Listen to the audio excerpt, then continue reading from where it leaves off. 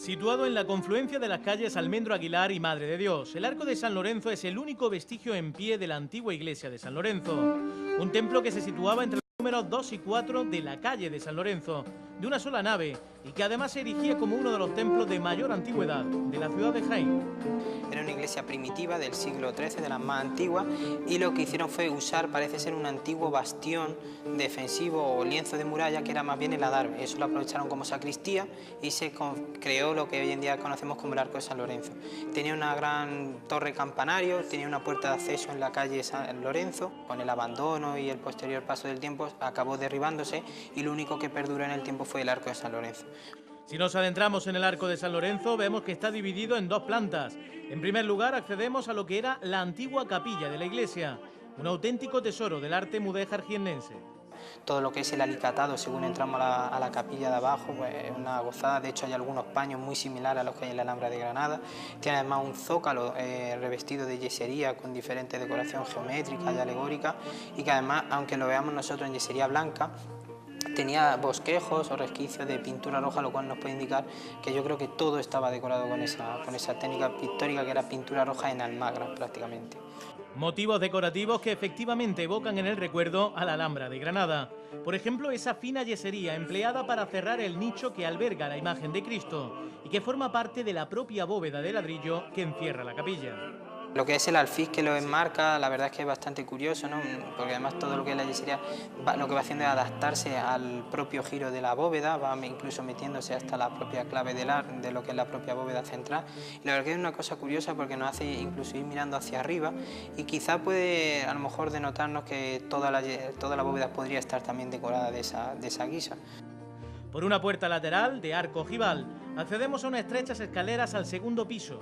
Allí nos encontramos lo que era la antigua sacristía o altar de la iglesia de San Lorenzo. Un espacio privado de oración y culto de la iglesia de San Lorenzo. De hecho, la iglesia vendría por la parte de mi espalda aproximadamente y se prolongaría con esta parte de la capilla mayor o sacristía, como lo queramos llamar, del Arco de San Lorenzo, y que evidentemente pues tenemos una gran hornacina bastante interesante con parte de azulejería. Recuerda mucho, como bien has dicho, a la parte de abajo, un poquito la Alhambra, ¿no? Un arco de yesería muy interesante.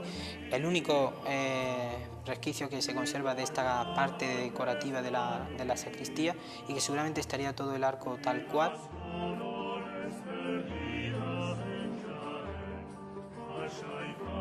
Pero no solamente el Arco de San Lorenzo destaca por su valor artístico, sino también por el enorme legado histórico que atesora.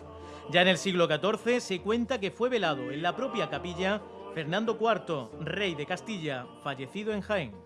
Sí, eso dicen, según algunos cuentos y demás, que parece ser que este señor, cuando venía de Córdoba, ajustició a los hermanos Carvajal en Martos, y estos hermanos, que fueron despeñados desde el castillo de Martos, pues le emplazaron a reunirse con ellos muy pronto ante el Tribunal de Dios, y por eso le dijeron Fernando IV el emplazado, porque misteriosamente al paso por Jaén falleció. Se veló su cadáver y desde ese momento, pues cada vez que fallezca un obispo en Jaén, está obligado a hacerle un responso. También la figura del condestable Lucas de Iranzo está presente en la historia de este espacio, aunque más en concreto la de su hijo, don Luis de Torres, y su secretario, Juan de Olid. El condestable, cuando estaba viviendo aquí en Jaén, esto seguía siendo pues parte de la iglesia, y a su muerte su hijo Luis de Torres tuvo el honor de hacer un hospital, el Hospital Madre de Dios, y que aprovechando esta capilla o Arco de San Lorenzo decidió dedicarla a la capilla de nuestro Padre Jesús Nazareno y hacerla como una prolongación de su hospital. Además, de hecho, su secretario Juan de Olid está aquí enterrado junto a su esposa. Con la restauración parece ser que se ha levantado su cuerpo, pero sigue estando en el Arco de San Lorenzo enterrado. Pero hay más. El obispo Maximiliano de Austria, nieto ilegítimo del emperador Maximiliano I y por tanto primo del rey de España, Carlos I y V de Alemania, fue bautizado aquí, en Jaén y en este lugar, como así refleja el primer libro de bautismos de la antigua iglesia. La corte de los Habsburgo siempre estuvo muy ligada al reinado más bien de Carlos V, de Felipe II y demás, y entonces pues aquí dicen algunas leyendas, algunas habladurías, y de hecho hay un protocolo de nacimiento, ¿no? Está recogido en el archivo, de que nació en esta ciudad de Jaén parte de su familia, y de ahí que se bautizara por esta zona. También se produjo en sus muros centenarios el fusilamiento del guerrillero jiennense contra las tropas napoleónicas Pedro del Alcalde o la visita del rey Alfonso XIII a la infanta Isabel.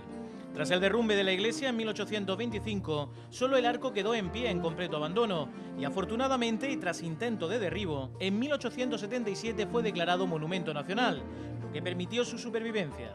A mediados del siglo XX fue sometido a restauración por el arquitecto Luis Verges y desde 1981 fue cedido a la Asociación Amigos de San Antón. Una muestra más del amplio patrimonio artístico e histórico que atesora la capital del Santo Reino.